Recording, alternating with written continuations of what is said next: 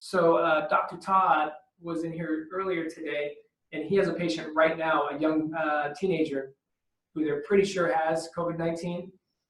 And they checked his oxygen saturation. I think it was dropped down to like 92. And they got him on the BioMolecular Oxygen, and then also put a couple drops inside of a nebulizer and had the kid nebulize it. And after I think 10 or 15 minutes of nebulizing it, they went back and checked, and his oxygen saturation went from 92 up to 97, Wow. like very, very quickly. Hello and welcome to the Wellness Trinity podcast, where we interview top holistic experts and bring you natural solutions for modern day wellness. Let's get started with your host, Dr. Jacqueline. Thank you for joining the Wellness Trinity podcast. I'm Dr. Jacqueline from thewellnesstrinity.com, where we provide natural solutions for modern day wellness. Today, I have my boss, Dr. Vohn Watts, on the show, and we are going to discuss if your immune system is really strong. We're going to figure out different tests that he does and what really does it mean to have a strong immune system. So just a little disclaimer before we get started, what we discuss in this podcast is for educational and entertainment purposes only. What you do with the information is to be used at your discretion, as the recommendations are not intended to diagnose, treat, cure, or prevent any diseases. This episode was brought to you by CellCore Biosciences. Creating supplements that work is what they do, and restoring hope and health is who they are. I have been working with them for the last month, and it's been such a joy. Today we have Dr. Vohn Watts. He is the sales director for us. I am an area sales rep, and he's the one that is right above me, just managing this whole massive project so that we can help practitioners be able to deliver the message with CellCore. He is a chiropractor by trade, and he focuses on functional medicine. So Dr. Vohn Watts, welcome to the show. Thank you, Dr. Jacqueline. How are you? Good, good. So do you want to explain to the listeners, like, why do you even do what you do? Like, how did you get into all this? So initially I went to chiropractic school and really wanted to get big into like sports chiropractic. And when I got out of school, just a few months out of being out of school, I went to a mastering blood chemistry seminar. They really dug into reading blood work. It was the most intensive, one of the most intensive seminars I've ever been to. And just after that, I was super intrigued with blood work and really reading these different panels and how people's lives are totally being affected by really understanding their blood work from a very down to even a cellular level. And so the last few years, it's taken me about 6 years to finally get 100% transition over to functional medicine 100%. So now what I do, other than being the director of national sales for CellCore, I also do everything virtual now. So I'm a virtual functional medicine practitioner as well. And it's just amazing. It's great work. It's so much fun to work with people that have had extreme chronic issues. And usually I am not the first doc. I'm usually the 5th or 10th or last doc, last hope. So when you get a patient that's coming in with very little hope at this point, and you get to see real changes happening, there's no greater reward. There's no better job to have. Yeah. And, I've had several conversations with you, and I know that you know your stuff. And when people like you know your stuff, that means that their clients are probably getting some really amazing results. Do you want to share a story or two of something that you've seen that was just incredible with your clients? Wow, let's see. Which you get the nice thing about this work is you get to see this a lot. But a specific one here, well, for example, I for whatever reason, I didn't specialize in it. I've since done a lot of postgraduate work and training in hypothyroidism and Hashimoto's autoimmune thyroid. And I got a couple patients early on, and then somehow my practice turned into a mostly Hashimoto patient and gut practice. So I treat a lot of autoimmune and gut dysfunction. And when you get those patients, like I have one patient that I was working with, this individual, here's an example, and this is the great one, because to have that's what I love about blood work too, is I always run an extensive panel prior to doing anything, because I want to see where my baseline is, and then I want to see what we've done and what we've accomplished and where we need to go. So I had a patient come in, and it definitely not in good health. He walked in, I could tell already that there was some other issues, because he had a little bit red nose and some rosacea, and so I knew he was probably had an alcohol issue. And as we got to talking, he told me that he smoked a carton a week. He drank about, what I like to say, 6 beers a night, so probably closer to a 12-pack. Did not exercise at all. His diet wasn't the greatest, because he kind of delivers a truck. It's in truck delivery, so he's kind of in his truck just snacking all day long on things, and probably smoking all day long. And so his wife and him came in, and he's in his late 50s, and basically got to the point where they realized if things don't change, he's going to have some serious health issues. So we ran a baseline test, and it came back. And when I run a comprehensive panel, I run a full thyroid with autoimmune markers, a CMP, CBC, full lipid panel, full iron panel, a whole bunch of other autoimmune and kidney and other inflammation biomarkers. And when it came back, he had 37 markers that were all over the place. He had type 2 diabetes, on medication, hypertension, high blood pressure, vitamin D was in the tank. His iron levels, obviously with the alcoholism, and his liver markers were just all over the place. Definitely had some hypothyroidism stuff going on in there. Really a lot of stuff going on. So what we did is we started kind of with the protocol. What I do is this foundational protocol where we go in and just work on cleaning out the organs in the body first, making sure that the gut, liver, kidneys are functioning and are cleared out, that their cellular energy is up, so the body even has the energy to do this work, and changed his diet. In most cases, I'm not a believer in diets. So what we do is I'm more about, let's change your diet. Let's make this a lifestyle long term. And he was supposed to get out and exercise for about 30 minutes a day, just walking. So at the end of the 4 months, we reran his panels. And what came back was he had 11 markers that were off. It was still his iron and liver, basically. That was it. His hypothyroidism completely gone, and he actually took himself off his medication. His type 2 diabetes completely resolved, and he was off medication. His high blood pressure, hypertension, his high cholesterol, his thyroid, like everything had completely resolved other than those few things, the liver and the iron markers. And when we got to talking, he was still drinking and still smoking, had not been exercising, but he did follow the dietary plan very well, and did follow the supplementation protocol to clear these organs out and to repair the cellular dysfunction that he had. And just in that 4-month period, we saw such a huge, before and after blood work was phenomenal.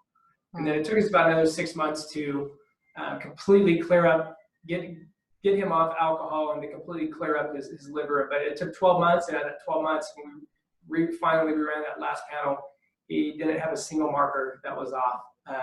And a lot of that had to do with what I learned in this case. This is one of my early on cases, was just changing your diet and clearing out the dysfunction in your organs, and making sure that your stomach, liver, gut, kidneys are functioning optimally.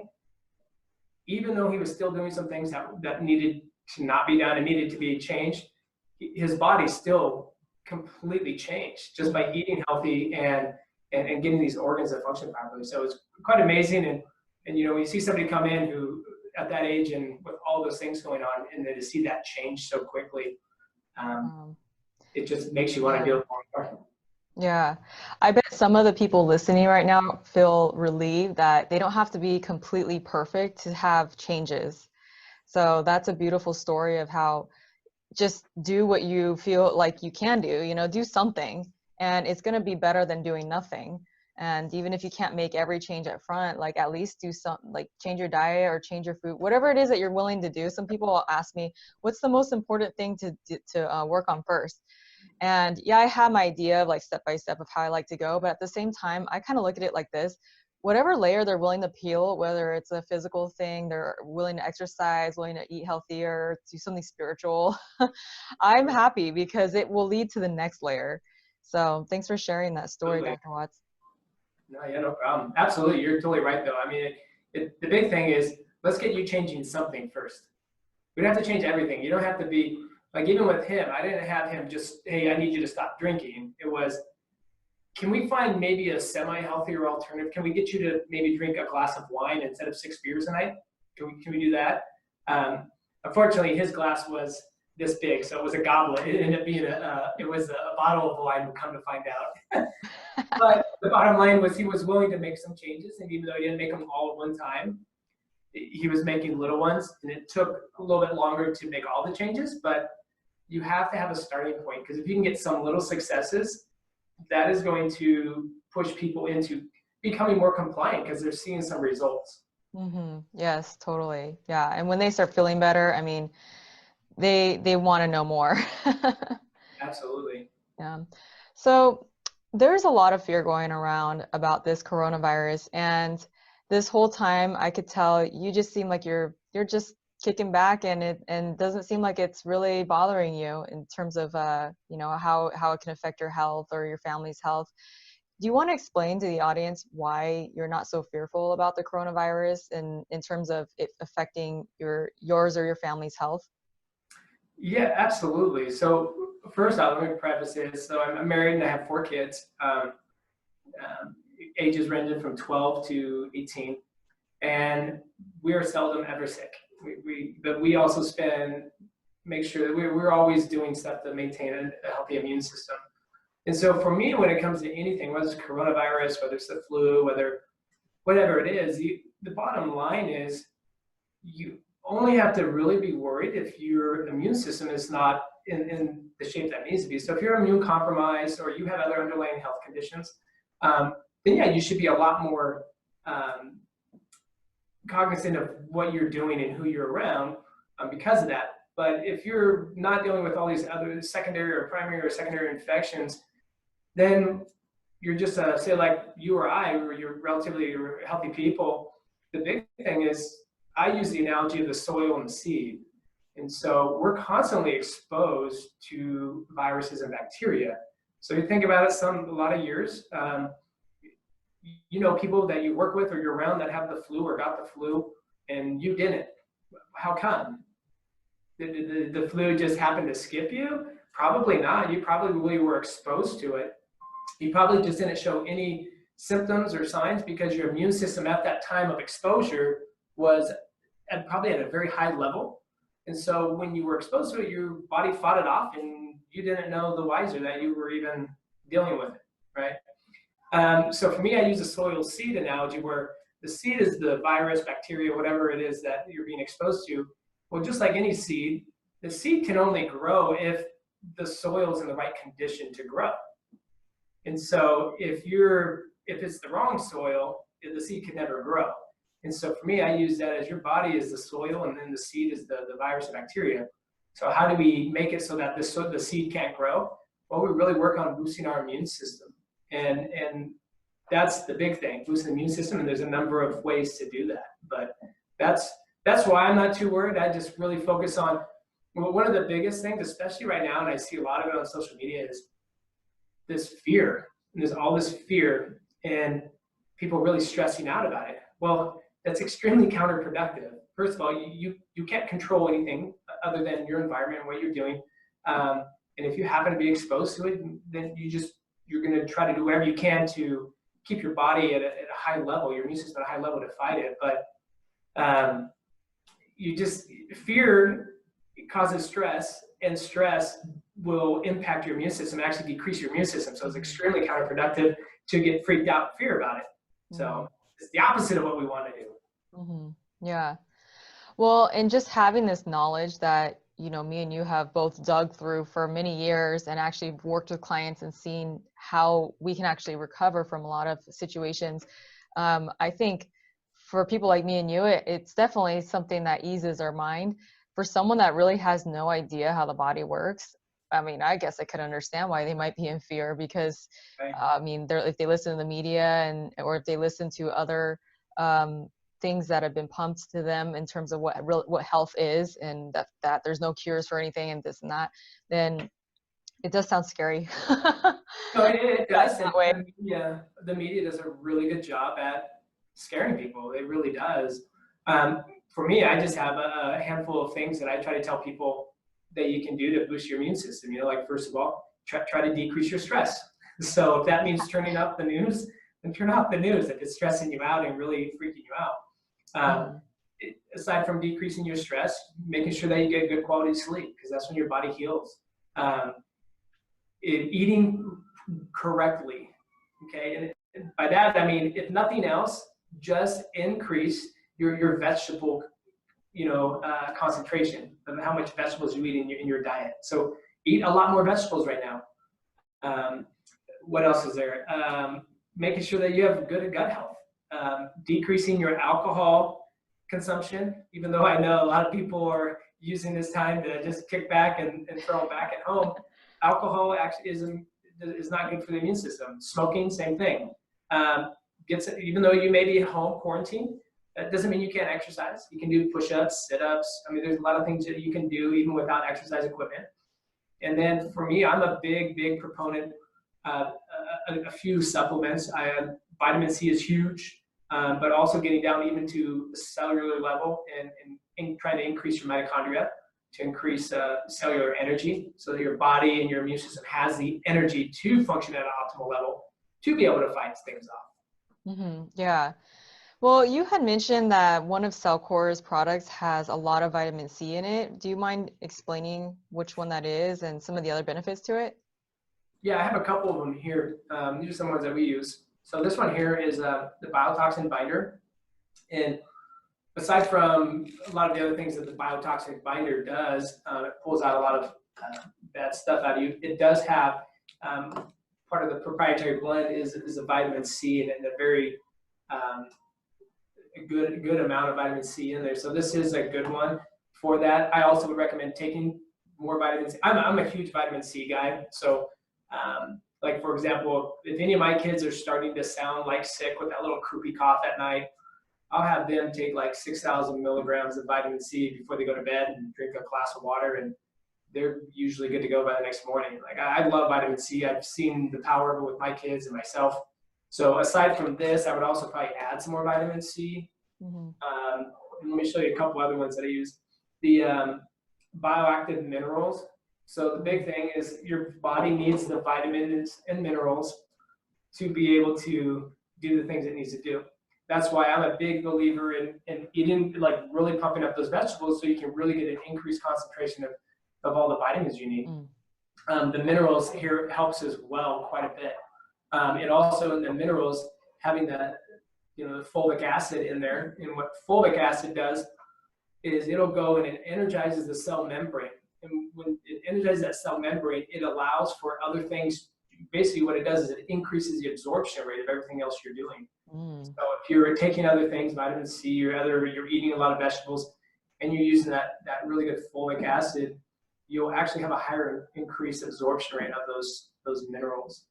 And then the last, well, there's two other ones, but the last one just for immune system boosting is this one here, the MitoATP. And what this product does is this actually helps to increase the mitochondria within the cell. And so for those of you that may or may not know or understand mitochondria, I'm sure we've all heard the word mitochondria. The mitochondria is what creates cellular energy. So it creates energy for your body, it creates ATP. If you don't have enough mitochondria, you can only produce so much. So what it does is it goes and increases the amount of mitochondria. And when you have a greater amount of mitochondria, you're going to have an increased amount of cellular energy. I use the example with that is the campfire. When you have a campfire and the outside of the rocks are the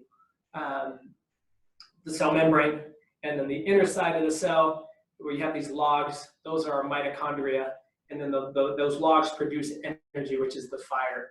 And so when you take something like, for example, caffeine, that's like throwing gasoline on the fire, because you'll get flames that'll come up, even a greater amount of energy for a certain amount of time, and then it crashes down, right? Goes away because it's burned all that energy away very quickly. Whereas like with the MitoATP, what it's doing, it's like adding more logs into the fire. So now you have a greater amount of logs, so you're gonna have a greater amount of fire, which is gonna still burn at a steady pace, not some crazy roller coaster of energy. So this is the very, very important one. And then let me show you this. Wait, real quick, Vohn, on the MitoATP. So I knew it created more ATP, but you're actually saying it actually creates more mitochondria. Right. Well, in order to create ATP, you need more mitochondria. The more mitochondria you have, the more ATP you'll produce. Okay. So that's what it's doing. It's actually increasing the amount of mitochondria within the cell, in which the end result is you'll have more ATP. Wow, that's incredible. Yeah. And then this last one, the BioMolecular Oxygen. So this one is phenomenal. And this one here, if you've already been exposed to it, and I'll actually share you an example. So Dr. Todd was in here earlier today, and he has a patient right now, a young teenager, who they're pretty sure has COVID-19. And they checked his oxygen saturation. I think it was dropped down to like 92. And they got him on the BioMolecular Oxygen, and then also put a couple drops inside of a nebulizer and had the kid nebulize it. And after I think 10 or 15 minutes of nebulizing it, they went back and checked, and his oxygen saturation went from 92 up to 97, like very, very quickly. Which is important, because the lungs, this is a deep lung infection where it burns and people can have a hard time breathing. And so if you get to the point where especially if you're already dealing with it, the BioMolecular Oxygen, you take it orally and nebulize it, and you'll see a big difference. Mm-hmm. Yeah, I've been nebulizing it too. And not only does your lungs feel better, or even your sinuses, especially when you use the mask for the sinuses, I feel it all throughout my body. I mean, you just feel alive. Yeah. And that's something that you can do, like, even if you didn't have the coronavirus, like that's a good thing to do. Like we can't really say preventative, but I want to say before possibly even getting it, right? Yeah, I mean, I wouldn't be afraid to say preventative. I mean, nothing you can say is going to 100% prevent you from getting anything, but a preventative technique in that you're trying to do certain things to increase the function of your body and your immune system, so that you hopefully, if you do get exposed, your body fights it and you don't get any of the bad symptoms of it. Mm-hmm. Yeah. Well, and we had chatted off air about this, and most people are probably going to get exposed to this in one way or another, right? Let me give you this. I'll give you my own personal opinion. So my kids, once again, the flu comes around every year.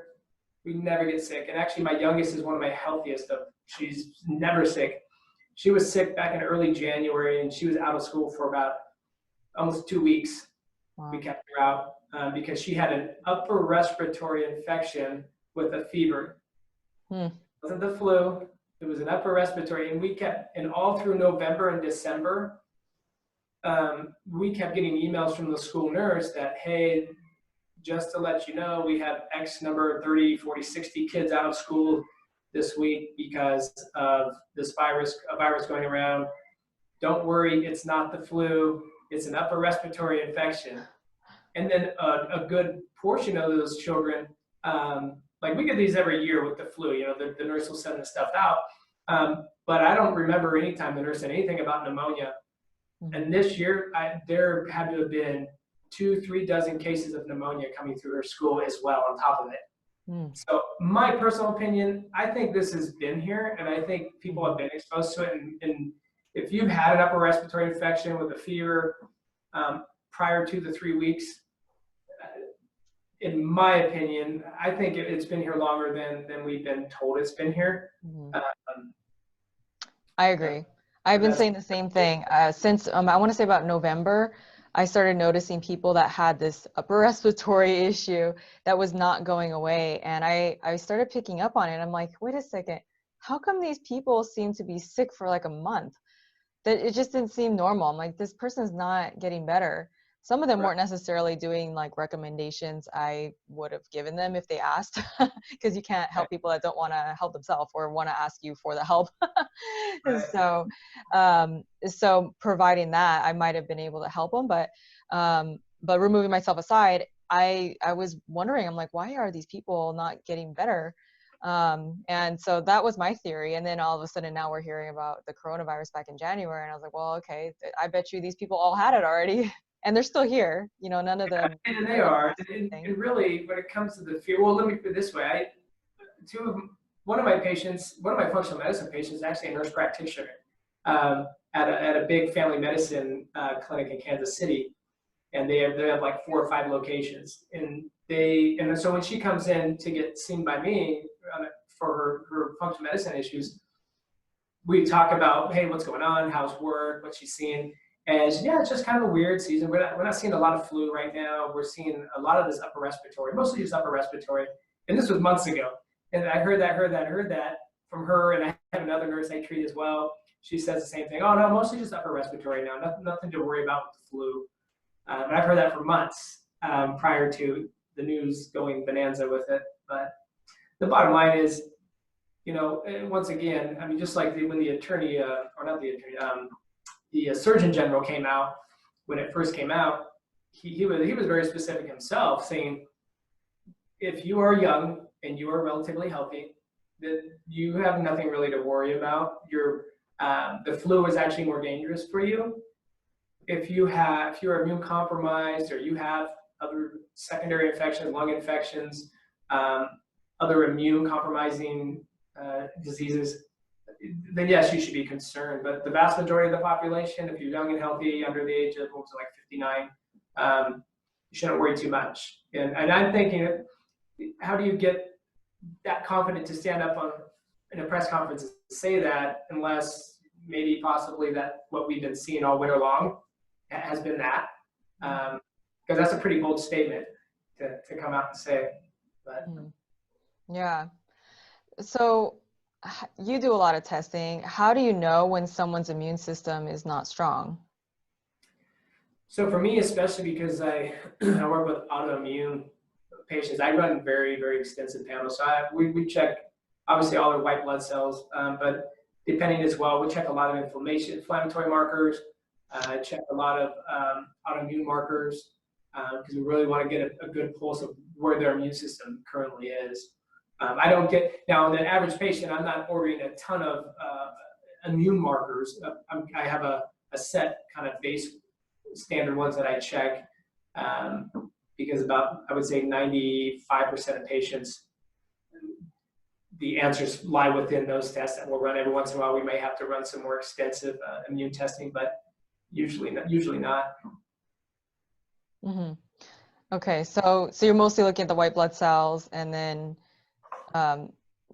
you want to reiterate that there's something else I think you mentioned that you look at to see the inflammation. Yeah, I look at a lot of inflammation as well. I have inflammatory markers. I have a whole inflammatory panel that I run as well, aside from just your white blood cells, and I do run some autoimmune markers as well. Because I work with autoimmune patients, so every one of my patients I'll run autoimmune stuff on, because they usually, a good portion of them have something going on there.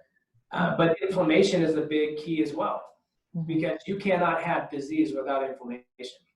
You know, you can have inflammation without disease, but you can't have disease without inflammation. And then depending on how bad the inflammation is, that can give us a little bit of insight into where your immune system is as well. Yeah. Well, and inflammation is like the result of these underlying root issues, right? Correct. No, absolutely.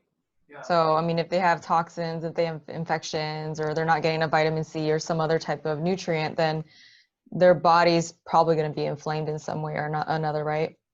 Absolutely. And one thing to know about like vitamin C is you'll show. So if there's one thing you wanted to check as like a practitioner, you could check vitamin C levels, even like urinary vitamin C levels, because if you have very depleted vitamin C levels, one of two things: either your diet is extremely lacking, or more than likely, whenever you have an infection, your body will absorb that vitamin C basically to that infection. So you'll get your vitamin C levels will decrease. So who's a Dr. Klenner, Dr. Patrick Klenner, back from the 40s. He was one that did a lot of vitamin C research, and that's some of the stuff that he showed. And he treated polio and typhoid fever and scarlet fever and a lot of these much worse diseases that they saw back in those times prior to our sanitation changes here in the U.S. And he used vitamin C to treat a lot of these conditions. And he's also ran a lot of tests to check for vitamin C levels and how that correlated to disease. And so that's one of the things to check for too, to check your vitamin C levels. If they're extremely low, you definitely, either way, you need to get those up. Right. Now, CellCore came out with that new product, Inflamma Control. I know it's like so new, and I don't even know if you've even used it yet. Do you know anything about it? I have not used it because it's literally like brand new. Let me see if I even have one here. Actually, I do. I'm gonna have to put on my eyes because I'm getting old and I can't read anything. Yeah, no, this is great too. The Inflamma Control is, I mean, for me, there's a cocktail of things that I would take for immune system, but one of them is you do want to get that inflammation under control, and you want to get that inflammation down, because like you say, inflammation is the root of all disease. And so let's start at the root. That's what functional medicine practitioners do. We treat the root cause, we don't treat the symptoms. So let's get down to the root cause, and that is an extremely amazing product. I mean, just looking at the ingredients and stuff, and you can very quickly that this is a product that, I mean, really everybody should be on. Yeah, and it's in phase 1 of the whole protocol. So obviously that's something that people need to deal with in the beginning, is their inflammation, right? Absolutely. For me, I'm big on that very first phase. We gotta open up those pathways. We gotta make sure the body's clear, can clear toxins out. But we also gotta get these organs cleared out and functioning, and we gotta get the inflammation down. Way before you can move on to the next step in, clearing these toxins out of your body. Yeah. So what is in that Inflamma Control? Do you mind reading the ingredients for the audience? Sure. So there's quite a number. It's a pretty big blend here. They got broccoli sprout, mulberry, artichoke leaf, blueberry, wheatgrass, acai, pineapple, bromelain, olive leaf, L-citrulline, pomegranate, humic and folic acid, and so I can't read that, Xanthan. Oh, astaxanthin. Oh, I love that stuff. I can barely read that. I need new readers. I had someone tell me that some of the bottles, like the tinctures, that they would like them. They're like, well, the scientists now. I'm like, well, I don't know them that well, but they were requesting that the words are bigger. They're like, old people can't see these things. You want to know what's really sad is even with my readers, I can't read them. So what I do is I take a picture of it with my phone and I zoom in. There you go. That's the solution for that person that was wanting to be able to. I mean, that's called a boomer hack. Yeah, I mean, you can't really. There's not a lot of room on the bottle, to make this thing bigger. That's just a fun side note, but but yeah, the point is with the reason I wanted to mention those ingredients is because, I mean, if you like pomegranate, I mean, acai, all of these are superfoods, and they're so highly antioxidant rich. So you're going to deal with free radicals as well, and inflammation, and I mean, it's like having a superfood basically. Absolutely. Well, one thing I left out is if you look at a lot of those ingredients, but then it just takes you back to increasing your vegetable intake. One thing I left out, and I don't want to forget about it, is trying to decrease as much as you can your added sugar intake. I'm not as concerned as some when it comes to sugar in like fruits and vegetables. I'm more concerned with the added sugar in a lot of these packaged and processed foods. So, because the sugar does as well, it also decreases your immune system. If you really want to have a great immune system, get good sleep, reduce your stress however you need to, whether that's through spiritual things, meditation, yoga, whatever. Decrease sugar intake, which obviously that encapsulates alcohol. Increase your vegetable intake, and increase, make sure you're taking some supplementation to help boost your immune system. Yeah, that's great. That's a great way to sum it up. So is there anything else that you wanted to mention to the listeners regarding immune system, how they might know their immune system's low, just anything related to the immune system?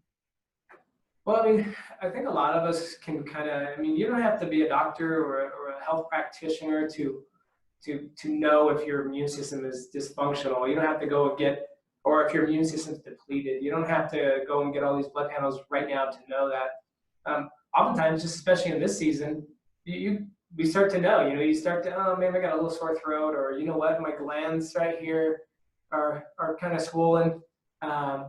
Maybe you're not, you get some sinus stuff. You can kind of tell just by the way you feel. Most people know when you feel great. And if you're not feeling great, then it's not to say that your immune system is completely shot, but if you're not feeling great, then your immune system is probably not where it needs to be at this time, especially in this environment. So for me, let's get rid of the fear and let's focus on to prepare your body, because that's all you can control is what state your body is. You can't really truly control, even if you are quarantined, at some point you have to get food or medicine or whatever it is. So somebody from your house either has to leave or somebody has to come to your house. So there's always a risk of being exposed, and you can't truly control that unless you're in complete isolation. That would be the only way you can control that, which is not very realistic. So the bottom line is, well, let's worry about what we can control. We can control ourselves, and we can control what we put in our body and what we don't put in our body. And that's what I think we should focus on, because there's a lot of fear. There's a lot of hysteria, and the TV and the news do a really good job at selling that, because that's what sells. But really, it's extremely counterproductive, because you can't control fear. You know what I mean? You don't have control of that. You have control of what you can do to your own body. So work on preparing your body and not worrying about the other stuff that you can't control. Right. And now is definitely not a bad time to start something like the CellCore protocol, because, well, why don't you mention why? Because I know you know all about that. Oh, absolutely. The phase 1, especially, because you realize we're going through, we're getting the body ready for major detoxification, and even in just that phase 1. I go through, actually, I have a box of phase 1 right here, because my wife actually just grabbed this because she's starting it today. We're dealing with the inflammatory control, the bowel mover, the TUDCA, BioToxin Binder, MitoATP, and the minerals. And what it's doing is we're making sure that we have enough cellular energy. We're making sure we have the proper amount of minerals in the body so the body can function the way it needs to, decreasing our inflammation, making sure that our bowels are moving so we can get some of these toxins out of our body. And that's really, that right there is a big step in just increasing your immune system. I personally, if you're doing phase 1, I personally would add extra vitamin C on top of that, because you'll know if you have too much vitamin C. If you have too much vitamin C, you'll get the runs. And then you need to back it down a little bit.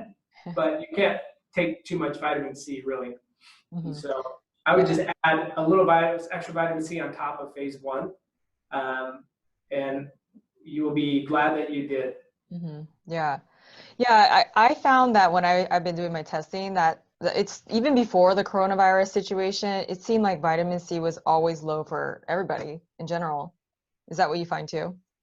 Yeah, well, you will, especially if you're dealing with sick patients. You will undoubtedly find low levels of vitamin C. So whenever I'm dealing with a sick patient, that's one of the things that I get them on. I mean, there's a number of things that we're doing trying to fix stuff, but we also have to support certain pathways so that, like, for example, if we're just trying to do all this stuff, but we don't have enough cellular energy to accomplish it, Mhm. and then we're kind of, not that we're spinning our wheels, but we're not going to have near the effect that we could. So that's why it's so important, like with that phase 1, they have that MitoATP, so we can really increase the cellular energy in your body's natural energy. And when you do that, then all these other things you're doing, your body can handle it and utilize it and do what it needs to much better. Yeah. Yeah. And that MitoATP is throughout almost the whole protocol. I mean, there's 5 phases for those of you guys that don't know. And it's, I mean, literally through phase 1 through 4. Phase 5 seems like, I'm not sure why they don't put it in phase 5, but.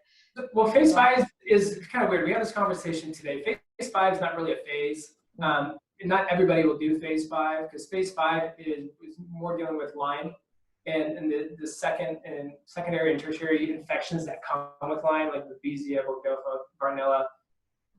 We have it listed as phase 5, but really it's kind of like we have certain patients. If you're an acute Lyme patient, you're probably not going to wait till phase 5 to do that 10 months later because they're in such bad shape. You're probably going to introduce that right in there after phase 1 or some of it maybe with phase 1. So phase 5 is kind of its own little thing specific to certain patients. But I'll tell you what, MitoATP, I love it. Like, it is my favorite supplement I take, period. I take it, I have it right next to like my toothbrush when I'm in my sink. I wake up in the morning, I brush my teeth, I take Mito, and I have just great energy all day long. I have a clear mind. That's the biggest thing for me is like I'm able to focus and stay focused. And I don't feel like I have brain fog. I don't feel like I'm crashing during the day. I sleep better with it. It is an absolutely amazing product. Like if I only had to take one product, that would be the one if someone said you're only allowed to take one product, I would take that because the effect that you have is amazing. Yeah, that's part of what got you kind of like sold with this. I'm like, yeah, I would he's tell the you how reason. wonderful it was, right? Tell your story. Well, I was a couple months ago I did a GPL tox and found out I had this chemical toxicity, a certain herbicide who I don't even know where I got it. It might be even just something that was sprayed in my community I was living in when I was in Las Vegas. So I mean, that just shows even if I'm eating organic and doing the best I can to grow my microgreens and eliminate toxic insecticides as much as possible, I mean, we can all be exposed. So I found this out and I was like, oh no, that thing needs to go. And so I started upping up some of my supplements and doing certain things like the coffee enemas and the sauna. And then I ran out of some stuff. And that was about the time where I met you. And you were like just ranting and raving about this MitoATP. And I was like, I need to try this. I mean, I carry this line and I just hadn't tried it. It was relatively new. And so I decided, well, if I'm going to carry this line and I might even possibly work for this company, then I should probably know how it feels myself. And I will tell you, so I ordered it right away after that and definitely started seeing results. And I've been using it as a part of my own chemical toxicity protocol. So I'm still using it. I'm using the oxygen as well too. I love this stuff. I could totally tell a difference too with my energy levels and how clear I feel, and those minerals as well. I mean, those are such easy things that you can do. Some people that don't like to take a pill, I mean, you literally just put it in water and you can barely even taste it, if that. Some of them, like the oxygen, you taste a little bit more, but the other two, you don't even really taste it if you put it in water. But yes, it totally makes a difference. I mean, one of our other reps, Jody, she had mentioned how she stopped drinking caffeine completely. Like she was on, I don't know if they were rock stars or something like that. Rock stars, yeah. It was rock stars, yeah. Yeah. Like several of them a day. I mean, can you imagine if you're addicted to something like that, or a habit, and you just pull the plug? Most people are not going to be able to survive very well. And she just started doing a bunch of the MitoATP, and I'm sure she's probably doing a few other things at this point, but that was the one thing that she gives a lot of credit for her energy levels being okay and not even drinking caffeine anymore. So it's She was great definitely. with that. She because obviously when with Eco Orlando and all the new sales reps came down, and I probably the same thing with you. I was doing with them. Hey, this Mito is awesome. You guys all have to try it. Just try it one time. And she tried it, and then she came home after Eco, and then a week later, it was like 2 weeks later, and she was talking to my wife Bunny on the phone and said, "It's been 2 weeks since Eco, and since the first time I tried the Mito, since I tried that, I haven't touched a Rockstar in 2 weeks. Since the very first time I tried the Mito, I haven't needed it." Is what she's saying, and she's like, and I would drink 2 a day. Wow. And it was an immediate. It wasn't like it was something that built up. It was like the very first day she did the Mito, she hasn't touched Rockstar since. Yeah. That's the power of that stuff. It's amazing stuff. It's my favorite supplement of everything. Yeah. And then, to tie it back into the coronavirus, I mean, if it doesn't, whether it's a coronavirus or I'm dealing with some type of chemical toxicity, which I should at this point, after several months of really pounding the pavement on that one, it should definitely have gone down. But no matter what it is that someone's dealing with, I mean, we have to turn that mitochondria back on to get rid of the thing that doesn't belong in our body. I mean, that's the reason why we keep mentioning this product, right? It's extremely difficult to heal if you have mitochondrial dysfunction. And so just period. So people, regardless of what you're dealing with, whether you have the coronavirus, the flu, or you have some other health issue altogether, if you have a mitochondrial dysfunction, you're going to have a tough time. What you notice is this: you're taking things and you feel good for a while, and then it comes back down, and so you alter what kind of some stuff you're taking, you feel good, and you go on this roller coaster. But because you're never really truly addressing the real root cause, where it's like you got to get down to the cellular level. And if you have mitochondrial dysfunction, or you're not going to achieve that. And what we've noticed, not just myself, but other practitioners that I talk with that utilize this, is they found out when they address the mitochondria, they notice they don't get that roller coaster anymore. They're just seeing these patients steadily, their health increase, which is amazing for a practitioner, because it can be very frustrating for a practitioner when you're having results with a patient and then they dip down, and then they're doing good again and then they dip, because then it just kind of makes you second guess what you're doing, if what you're doing with this patient is the right thing, or if you need to change it up. And really what it was is there was just some key elements that we were missing to begin with. So it's amazing. Yeah. Yeah. So Dr. Jay Davidson had mentioned that at ECO, which, by the way, anyone that can go to that, I would highly recommend to go to that. And that's mostly for practitioners in their offices, right? Yep. Healthcare practitioners. Yeah. So the next one will be in August. I can't believe how amazing that seminar was. So that's a side note. But the last one we had, that was a couple weeks ago, and Dr. Jay Davidson had mentioned how a big news to us was that there's no adrenal fatigue. But we've been pumping this term adrenal fatigue, and what it really is mitochondrial dysfunction. You want to expand on that? Yeah, well, absolutely. That's one of the key things that a lot of practitioners look at. Oh, you're crashing in the afternoon. Oh, your energy levels are bad. Well, let's run an adrenal panel. Let's run this. And then you run the panels, and yeah, you may see some adrenal dysfunction, but it's not. Once again, we want to get to the root cause. Is the adrenals the root cause? Like, is adrenals really what's causing all this stuff? And what you realize is you can treat the adrenals. You're treating this adrenal dysfunction, and oftentimes you don't see much change, even treating the adrenals.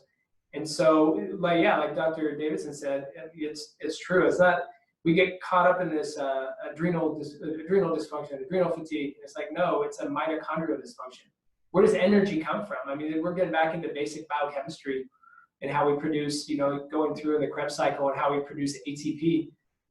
You can't do that if you have mitochondrial dysfunction. Like, that's just the bottom line. And if you have that, then you can't produce the energy, and you don't produce the energy, then how do you expect your body to have energy? It's, we're getting past, it's like you're here and we're trying to get to the root cause, and now you really, in order to get to the root cause, you have to get down to the cellular level, because that's where everything starts.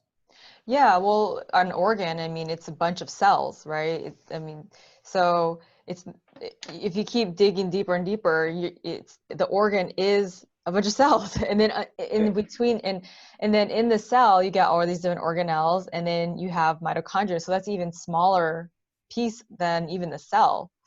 Right. So that's why we have to take things that can get, down to that nitty-gritty level, and then not only obviously the adrenals are going to be affected, but the liver, I mean, that's another organ that has a lot of mitochondria, and other areas of our body. There we have mitochondria all over our body that we need to be working. Liver is huge. Liver is so important. It's so important to have that liver functioning properly. I look back and I listen to my biochemistry professor, and he just kept pounding the liver. Matter of fact, when he would say is, hey, if you get into boards, your national boards, and you're in biochemistry section, and you don't know the answer, pick liver. That's what he'd say, pick liver, because it's that important. And it does so many things, and it's so important to make sure you have a well-functioning liver. And a lot of us, because being American, we're so ingrained. Well, let's put it this way. The numbers are something like the United States makes up about 7% of the world's population, and we consume about 67% of the world's pharmaceuticals. Wow. Which every one of those pharmaceuticals they clear through the liver. So if you're taking prescription or even over-the-counter medications, you really want to make sure that you are taking stuff to help support your liver so that you have good liver function. Yeah, and that's only one thing that could be toxic to the liver, right? I mean, there's I just mentioned the chemical toxicity I had, but that's just one. I mean, the virus, pathogens, parasites. I mean, liver flukes. Yeah. Your brother, alcohol. Dr. I mean, there's a list of things you go on and on that can affect the liver. And so it's extremely important. Like I tell any of my patients, especially the ones that are on medications, because you can't just stop taking medications with certain conditions. Like certain conditions, you may have to be on them, or at least have to be on them for a while until you can get your body stabilized enough to slowly come off of them. But there's certain conditions where you can't, and there's certain situations where you're just going to have to be on them for a while. And if that's the case, that's the case. So once again, let's get back to control what you can control. Go after what you can control, which is, okay, I know I have to take these. I'm working on things to be able to get off these medications. But in the meantime, I need to be supporting my liver while I'm on these medications. I need to be on a really good liver support while I'm on these medications to help clear these things out and help because things can accumulate in the body. Right. So what are good supplements with CellCore that are good for the liver? So the big one, I mean, the liver kidney support, that's the one I use for that, because kidneys are a big one as well. Like I really hammer over those kidney liver. And so that's the big, I mean, you can go through and list a number of products, but I try to go, what's the one product that you do, the liver and kidney product. Sure. Yeah. All right. Dr. Watts. So where can the listeners find you if they want to work with you or want to learn more about you?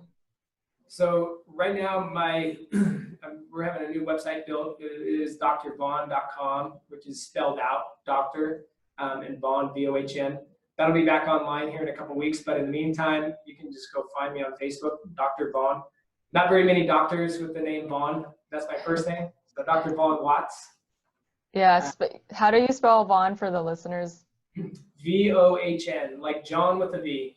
Oh, that's a great way to remember that, because I've seen Vohn spelled in other ways. I've noticed that most people never even think it to be spelled that way. So if you spell it that way, you're guaranteed to find me somewhere. Yeah, or you can find him. He's my friend too, if you're my friend on Facebook or any social media. So anyways, well, thank you so much, Dr. Watts, for coming to the show and explaining, diving a little bit more deeper into the immune system and the CellCore products to use, the vitamin C, the MitoATP. I mean, that one, I'm sure a lot of people are probably a little bit confused like I was before, but just understanding the basic idea of what the mitochondria is and what it does and how it's so important for our immune system is I think going to be revolutionary for a lot of people listening. Yeah, I would say one last thing on my end here. If you're even somewhat curious about the MitoATP now, I just say, go buy it. Go find it online and buy it and try it out. And I guarantee you will notice a difference within, if not the first day, within a couple of days, you will be wowed. And I know I'm talking it up, but there's a lot of time, I'm careful about what I talk up because you don't want to talk something up so much and then the people are like, it wasn't that good. This product, I can't talk it up enough and at all. Because I talked it up to you, Jacqueline, Dr. Jacqueline, I talked it way up. And then when you got it, I think that's kind of what sold you to even get you to Pico, to be honest. Well, it was. I wasn't using it. Like before you were the one that was the spark to that fire and that mitochondria fire like you were talking about. And now I'm hooked too. I'm running low on mine and I can't wait to get to the next one. I have my husband on it as well. So it's definitely something that I'm recommending now to my clients now that I've tried it myself. I'm like you, most practitioners, they want to have a personal experience with it or maybe someone they know, just because it's like we want to know for sure what this thing does so we can work out of integrity. And this thing is definitely amazing. So I thank you so much again for expanding on that. All right, listeners. Well, I'm sorry. I said, I appreciate you having me. Yeah. Thank you again, Dr. Watts, and thank you listeners for watching, and we will return next week. My Super Immunity Boost Juice Guide is now available on thewellnesstrinity.com. You'll learn how to grow broccoli microgreens, the ingredients I put in my green juice, and super nutritious supplements you can add to enhance your immune system. Again, go to thewellnesstrinity.com and you'll receive your free Super Immunity Boost Juice Guide. Thank you for listening to the Wellness Trinity podcast. Be sure to subscribe for more wellness tips to help you achieve optimal health. Don't forget to rate and review so we can continue to bring you the best content. See you on the next episode.